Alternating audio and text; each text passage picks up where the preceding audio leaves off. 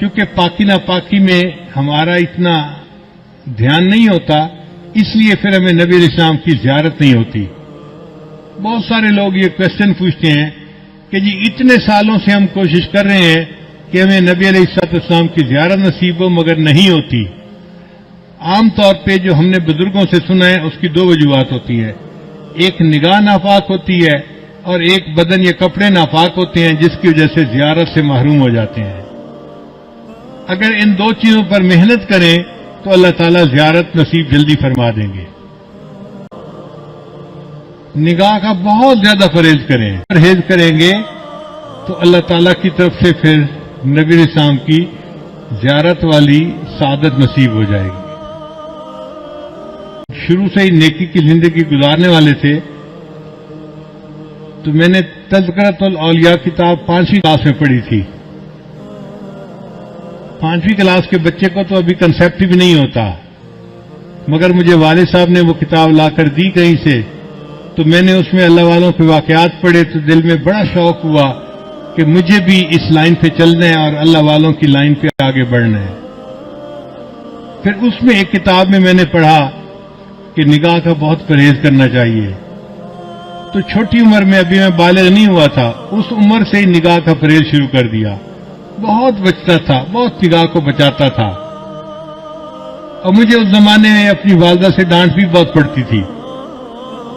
ہر دوسرے تیسرے دن کوئی محلے کی آنٹی آتی اور میری والدہ کو کہتی، تیرا بیٹا جا رہا تھا، اسے تو ہمیں سلام بھی نہیں کیا، یہ تو ہمیں اپنی خالہ ہی نہیں سمجھتا، اور امی مجھے بلا نہیں سمجھتا، اور امی مجھے بلا لیتی تھی، بیٹا وہ تو نے اپنی خالہ کو سلام کیوں نہیں کیا، یہ تو میری کلاس فیلو تھی، یہ تو میری سہیلی تھی، ہم بچپن کی دوست ہیں، تم سلام تو کرتے۔ اور مجھے پتہ بھی نہیں ہوتا تھا کہ یہ آنٹی کہاں گزری تھی اور کہاں اس کو سلام کرنا تھا۔ تو میں آگے سے ایک بار کہتا تھا، امی آنٹی سے یہ پوچھو کیا میں نے اس کی طرف دیکھا تھا؟ تو جب امی پوچھتی تو پھر وہ آنٹی کہتی، ہاں یہ تو یوں کر کے چلتا ہے، سر اس کا نیچے لگا ہوتا ہے، زمین کے علاوہ تو کچھ دیکھ نہیں رہا ہوتا، اس نے کہا اس کو۔ میں نے کہا امی مجھے یہ بھی نہیں پتا میرے پاس سے مرد گزرا ہے یا عورت گزری ہے، میں کس کو سلام کرتا؟ تب جا کے میری جان چھوٹتی تھی۔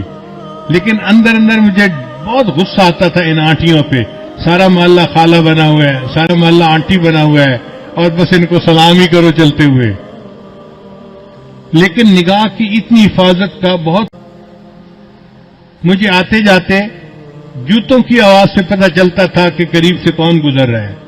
عام طور پہ مردوں کی جوتوں کی آواز اور ہوتی ہے اور عورتوں کے جوتوں کی آواز ڈفرینٹ ہوتی ہے، اس سے اندازہ ہو جاتا تھا کہ قریب سے گزرا کون ہے، ورنہ کپڑا بھی نہیں دیکھتے تھے کہ قریب گزرنے والا کون تھا۔ اپنی نظر کی حفاظت کرنی ہوتی تھی۔ اس پر اللہ رب العزت نے پھر جو مہربانیاں کی وہ اب کیا بتائیں آپ کو۔ ہمارے ایک ساتھی ہیں لاہور کے، ایک دن مجھے کہنے لگے کہ میں آپ کو ایک بات بتاؤں، مجھے حضرت نے بتائی۔ میں نے کہا بتائیں۔ کہنے لگے کہ حضرت نے مجھے بتایا کہ دیکھو اس وقت آپ کسی مسجد میں کھڑے تھے، آپ کی طرف اشارہ کر کے حضرت نے کہا کہ اس بچے کو اس وقت 100 سے زیادہ مرتبہ نبی علیہ السلام کی زیارت ہو چکی ہے۔ میں سن کے حیران ہو گیا، اور حیرت مجھے اس کی تھی کہ پتہ اس کو کیسے چلا۔ اس نے کہا جی کہ مجھے حضرت نے یہ بات بتائی تھی، شیخ نے یہ بات بتائی تھی۔ تو نگاہ کی حفاظت کا پھر یہ فائدہ ہوا کہ اللہ تعالیٰ نے 30 سال کی عمر سے پہلے 100 سے زیادہ مرتبہ نبی علیہ السلام کی زیارت نصیب فرما دی۔